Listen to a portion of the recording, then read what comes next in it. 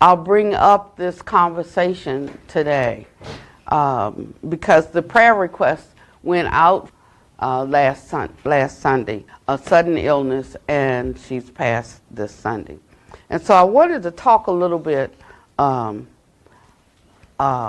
this and how the Buddha tells us that we should understand any incarnation, whether it's in this world or any other world, whether it's as a human or any other sentient being.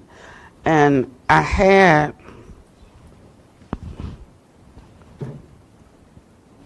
a book of matches that I used as an example the other day.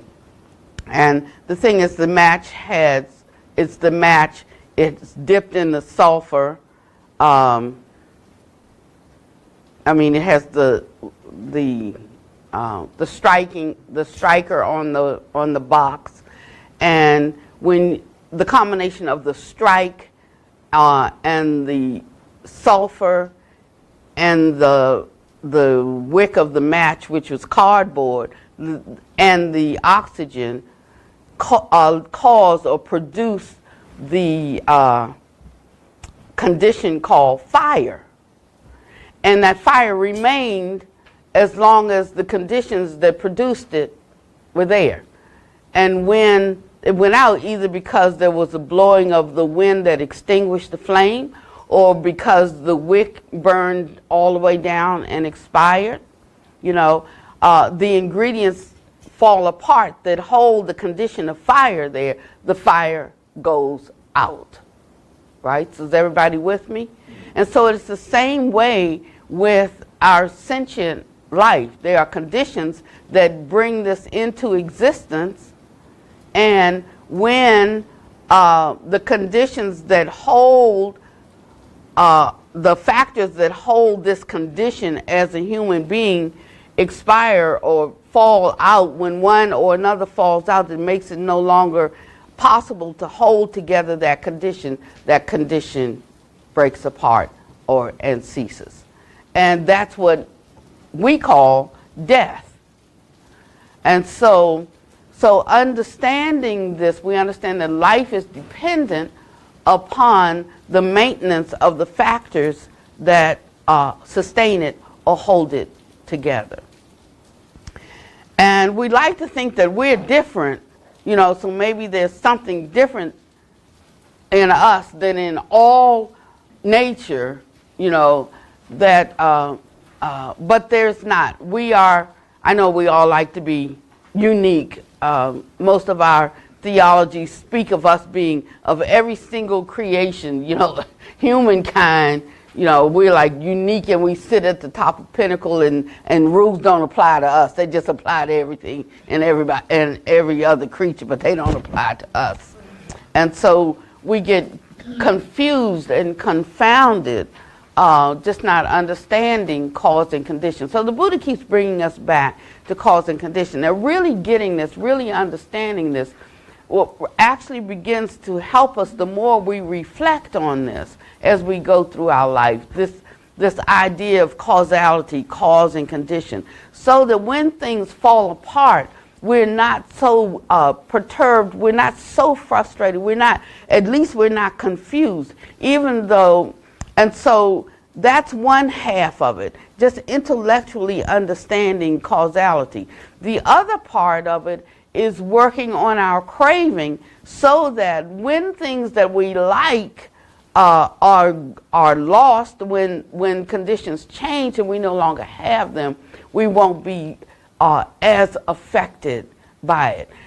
So we can think, well, does that make you cold and unfeeling? It does not at all. Actually, it gives you the capacity, the greater capacity, to hold everything, to hold every situation, and to hold everyone, not from a place of being in their hole or wallowing in their sorrow, or being confused or disgusted or afraid, but it allows you to psychically breathe in to that situation for the one who is departing, if you've crossed that dimension, that you can journey and connect with them. And to the ones who are remaining here, definitely to breathe some relief and some release and some acceptance into a situation. If you all could just know some of the conversations that I have all throughout the week, this is the best part of my work. Giving the Dharma talk and sharing that with you is the best part. But 90% of my work has nothing to do with that, but it has to hearing people's, stories of pain and sorrow. These are people who, like Nicodemus, went to see Jesus by night. So these are people who won't come into the Buddhist group. They just make the phone calls, or they send the emails, but they're looking for help, and they're looking for support, and some of the. And of course, Buddhists also near and far who listen to our talks, and we give pretty straight talk. I mean, that song, like, it was pretty straight. That's just how it is and where we are, right? So we don't have to feel shame about it. We should if we don't face it, but if we're facing it, then we can allow things to have their time to work out. It just starts with being able to look at it without anger and without a sense of shame. That's the starting point.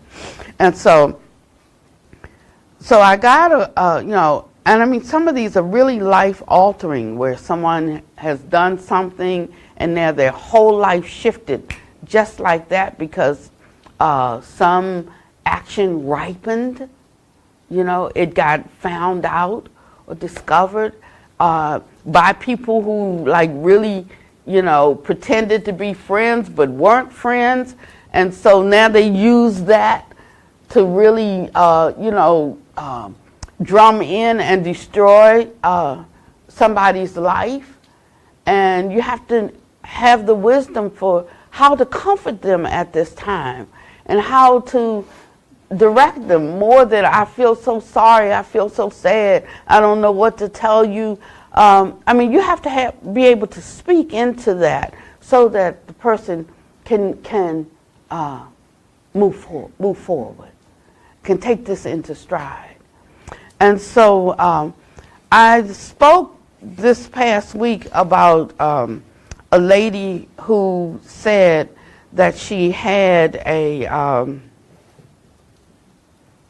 series of dreams. Do you remember that? She had a series of dreams. Well, I got an email back from her. And in these dreams, it was the man who turned out to be, the Christ Church guy in New Zealand, and that killed 50 people. That was the man when she saw his face on TV. So it completely freaked her out because he had come up 3 times in her dreams. And then she got full of guilt and shame because his face was revealed to her, and she wondered, was it something she was supposed to do? And she's a deep meditator, and she just didn't know what she was supposed to do with whatever she saw or whether she, but anyway, she felt a deep sense of guilt and a deep sense of shame. Well, after that happened and she saw this guy, is that too cool on your back now? Because it's damn cool. And I don't want, if it is, okay, it can be closed, the door. Then he began to appear again in her meditations. And with it came a lot of fear. She said it was a very evil sense. we don't generally use words like evil, demonic, stuff like that. Well, they do in the Mahayana because they don't believe in euphemisms. They just get right to some stuff is just evil, okay? And so, but we'll say unbeneficial, not useful, stuff like that. But some stuff's just downright evil. And we know what we mean when we say that there is some psychic energy feeding a situation where that is definitely proceeding, from a very low conscious state. With an intention to harm. Okay. So Buddhists are called, if we used one word to describe our way of life, it would be ahimsa, harmlessness. So it's the one thing that we should always be examining in everything we do or in everything we say. Like, is our action harmless? It doesn't mean not telling the truth. It doesn't mean not handling your business. It doesn't mean not doing what has to be done. But it means doing it in a way that does not cause more harm to others or to oneself, unless you take the Bodhisattva vow. If you take the Bodhisattva vow, you can accommodate harm. But the thing is, it's harm on an ordinary sense, but we don't consider it harm. Because there's a way that one insulates oneself from the inside, that when harm comes, there can be that buffer.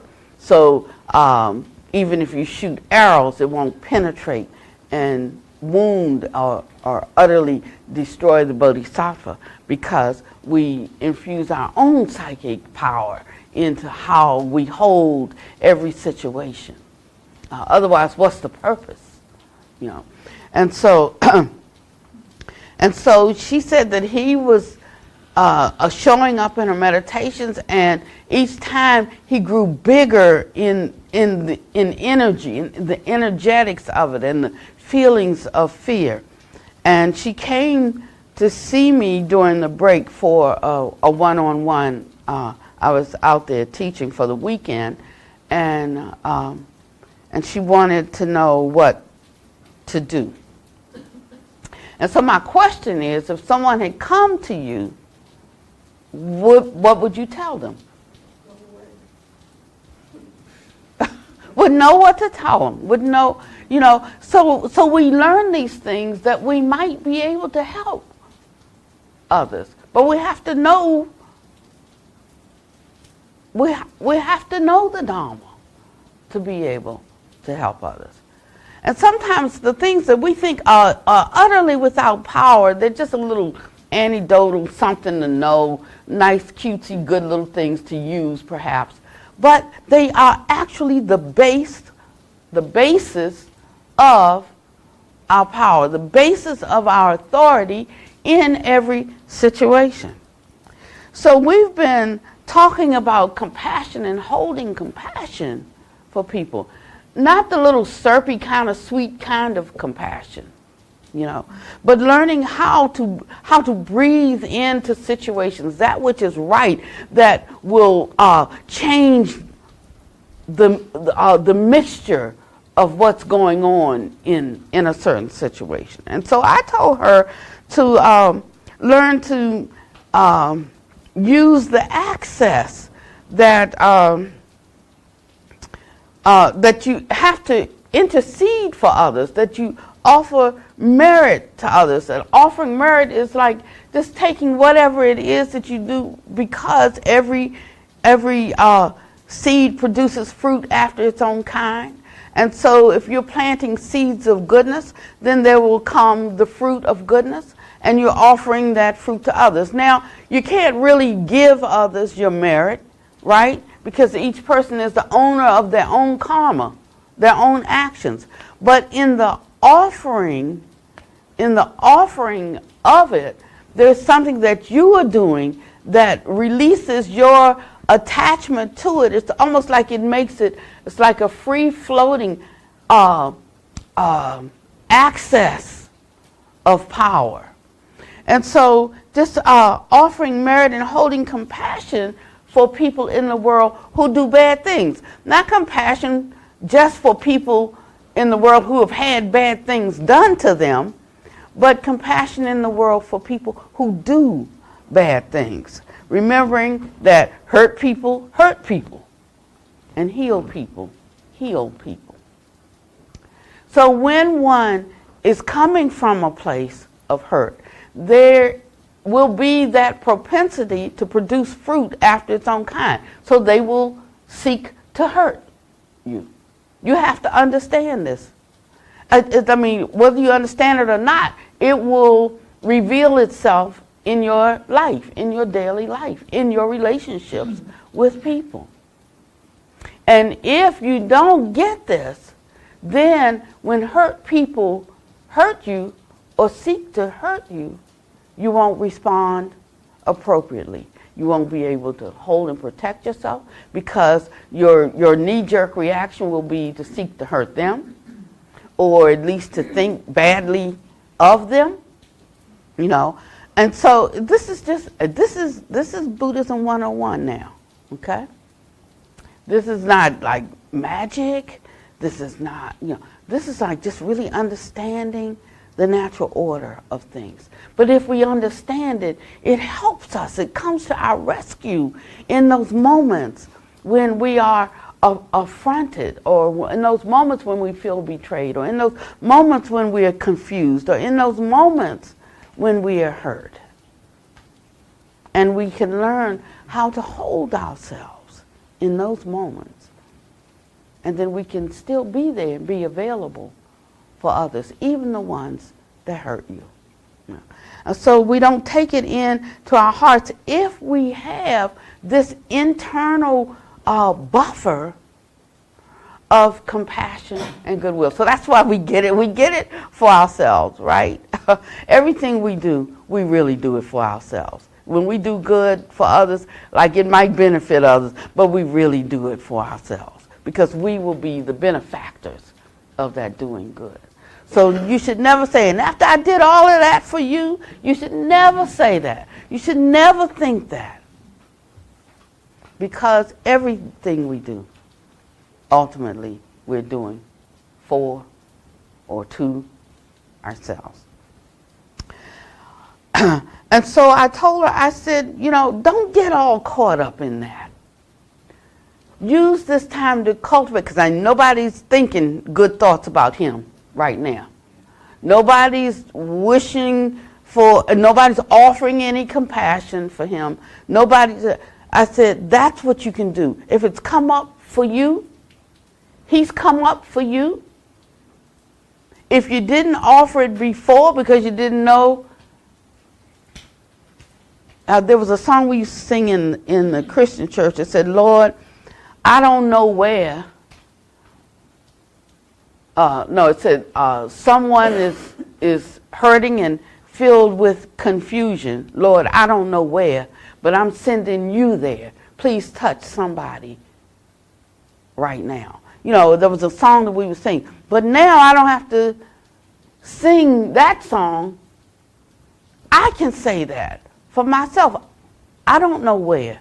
But that's why we do these broad, general, extending our compassion, extending our loving kindness all the way out, just sending out that kind of good heart, sending it out everywhere to cover.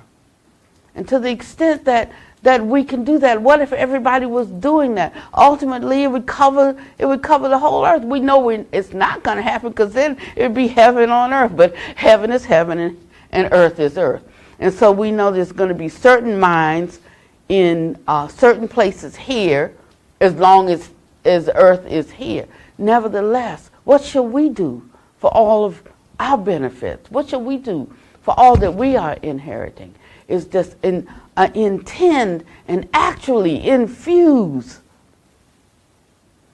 the psychic atmosphere with love and with compassion and with altruistic joy in the successes of others, wanting others to succeed, even those that we don't like, even people of the other group, that sort of thing. That's how we have to change our minds.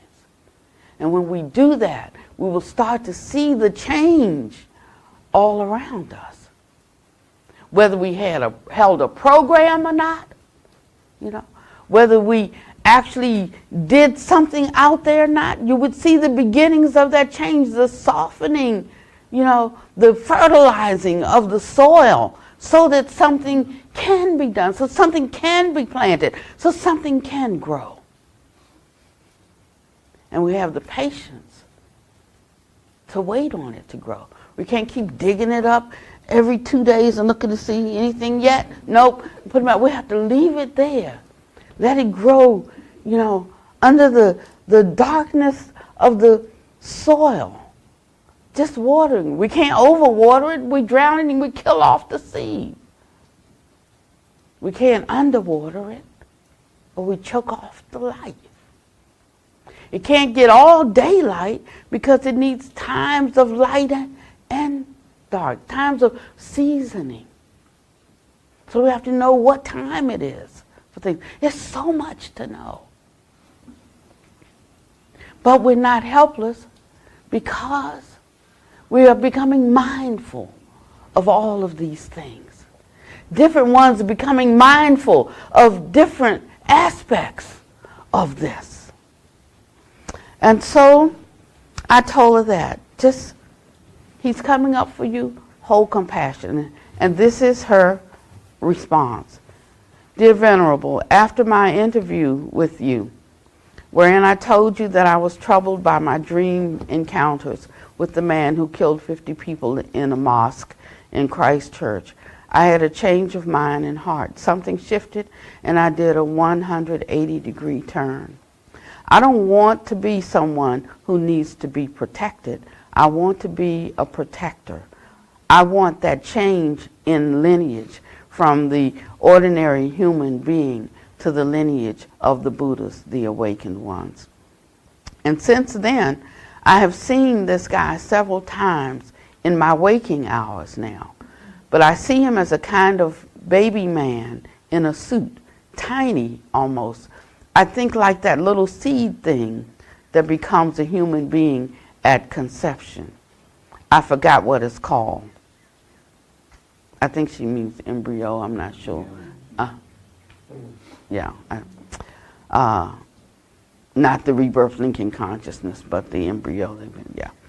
I send him compassion and love. Often, everyone is some mother's child, and he is no exception. Some of my upset was that I encountered him before the shooting, so I was left with the feeling of I should have done something. What? I don't know. And there was some pain around that. But after our talk, I'm over it. I left that retreat thinking about your teaching on Angulimala. The Buddha didn't shun Angulimala. Then as my mind continued to ponder, I was thinking how the Christchurch man and I are not really so different. And then she mentions her name, which is very similar to Angulimala. And that was her relief and her release. And all I told her was to send him compassion. And that compassion uprooted her own fear. So we should never underestimate the power of compassion. And in everything we do, not just everything we say, we should allow compassion to speak. Even when we have to say no, we should not be thinking, no. We should be thinking, wish I could help in that way, but I can't do it. When you know it should be a no. It's not a vindication of because I don't like it or because I don't want it.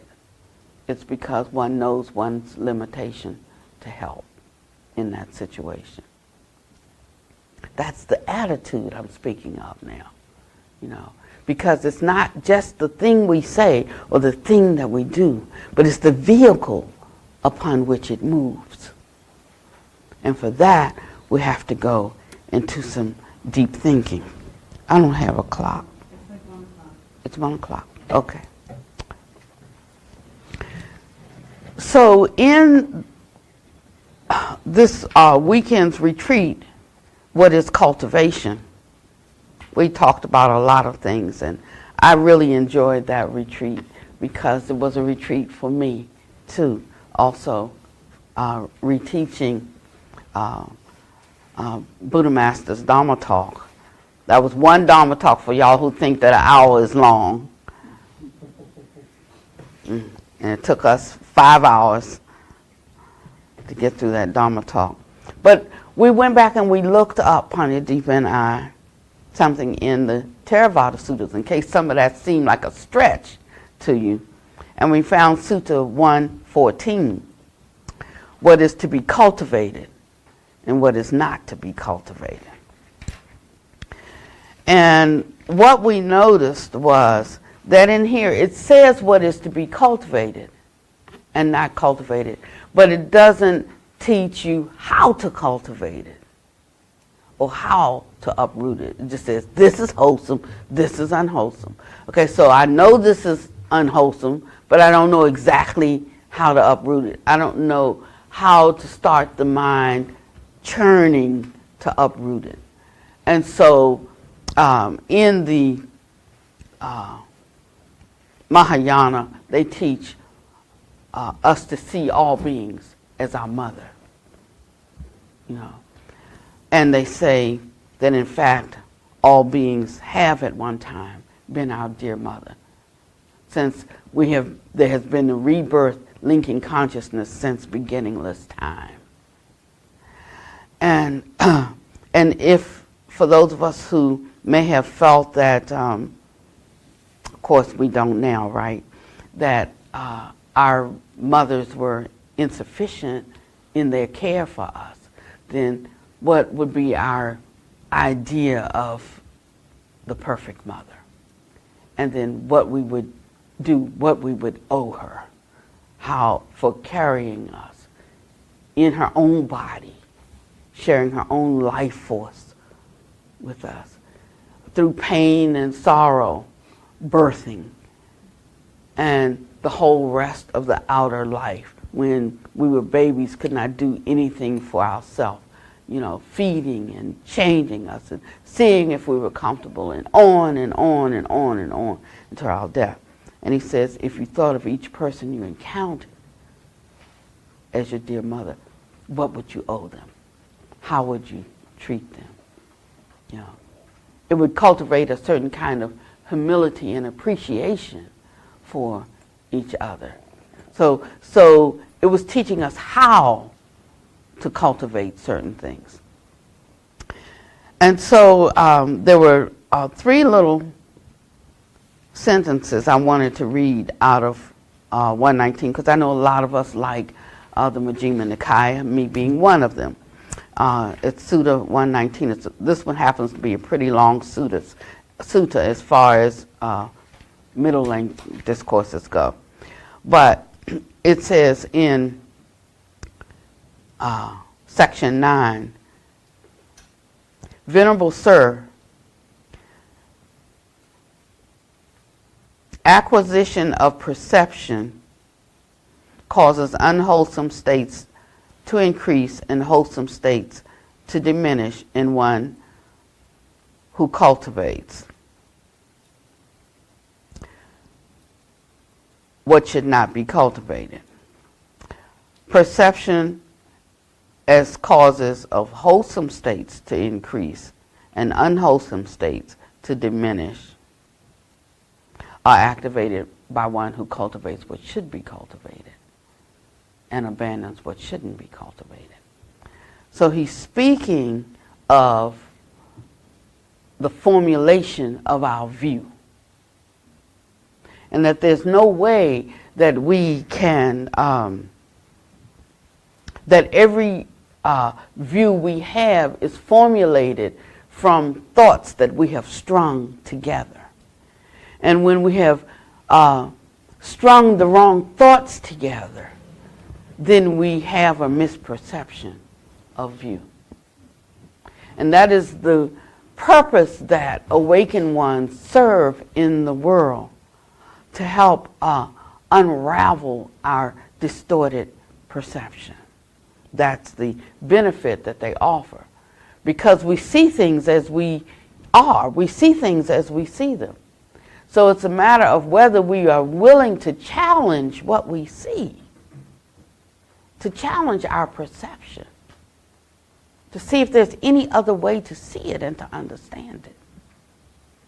And that is the embarking or the taking up of training.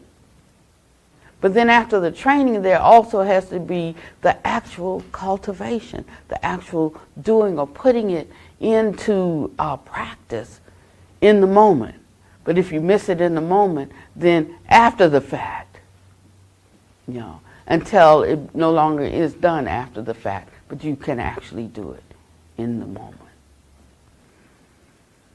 He said, Venerable Sir, such acquisition of view as causes unwholesome states to increase and wholesome states to diminish should not be cultivated. But such acquisition of view as causes wholesome states to increase and unwholesome states to diminish should be cultivated.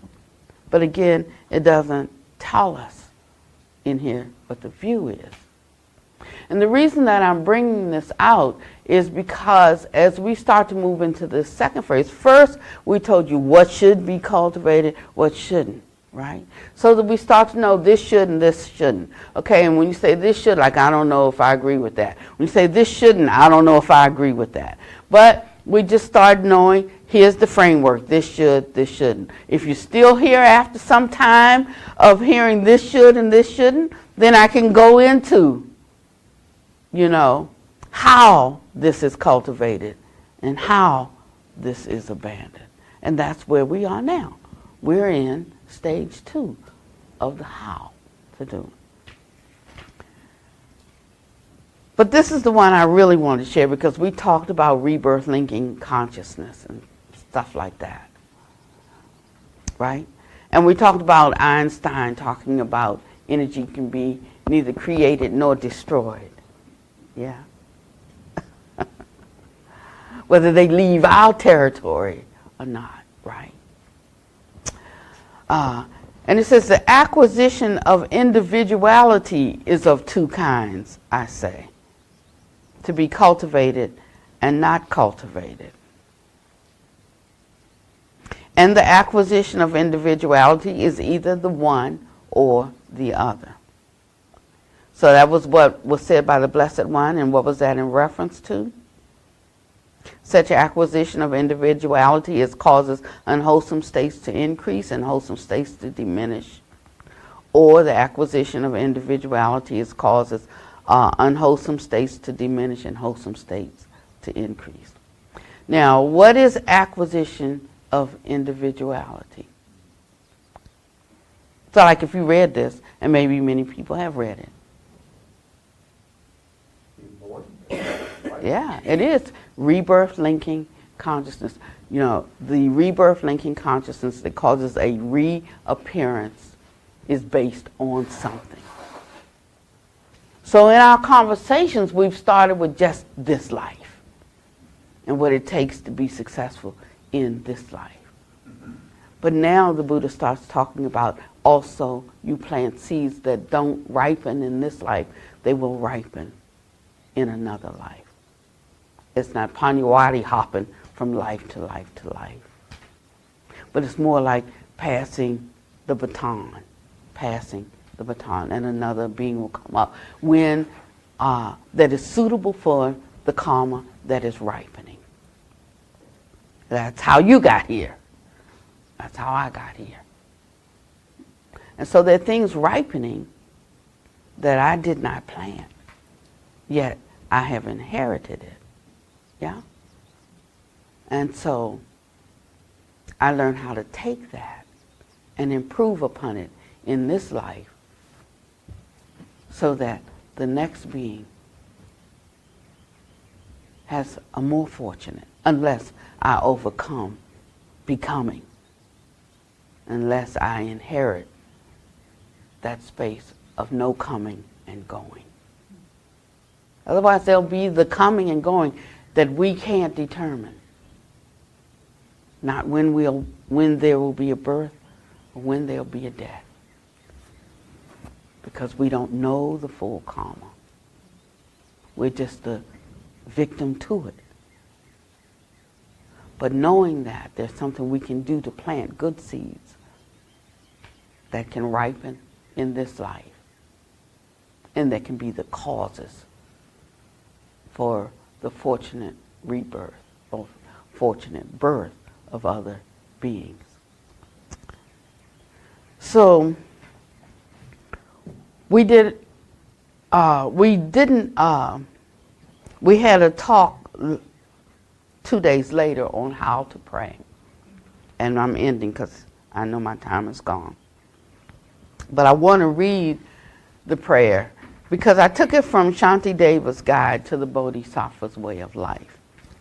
And it's talking about building ourselves up psychically so that we can understand and accept cause and condition.